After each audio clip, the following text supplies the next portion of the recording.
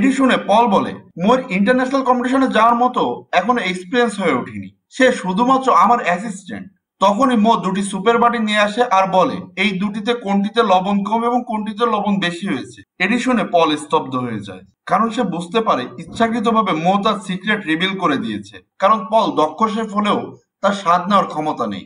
তখন তার এক পার্টনার বলে, মো আমার গার্লফ্রেন্ড, ওর থেকে দূরে থাকো। মৌ বলে, আমি এতদিন তোমার সাথে থেকেছি শুধুমাত্র ইন্টারন্যাশনাল কম্পিটিশনে যাওয়ার জন্য, তোমাকে ভালোবাসি সেজন্য নয়। আমি তোমার রেসিপির বইটা ব্যবহার করেই ইন্টারন্যাশনাল কম্পিটিশনে জয়ী হব, তোমাকে আর আমার প্রয়োজন নেই। পল এসব কথা শুনে কান্না করে রেস্টুরেন্ট থেকে বের হয়ে যায়। পল দুঃখে কষ্টে রাস্তার ধারে ড্রিঙ্কস করতে থাকে। স্কাই ওই রাস্তা থেকে ফিরে আসার পথে পলকে দেখতে পায়, পলের সাথে কথা বলে। আমি না হয় হেরেছি, তুমি তো জিতেছো, তাহলে তোমার কিসের দুঃখ? তখন পল বলে, জীবনের হারই বড় হার। পল তখন তার সমস্ত ঘটনা স্কাইকে খুলে বলে, কিভাবে তার গার্লফ্রেন্ড এবং তার পার্টনার তাকে ঠকিয়েছে।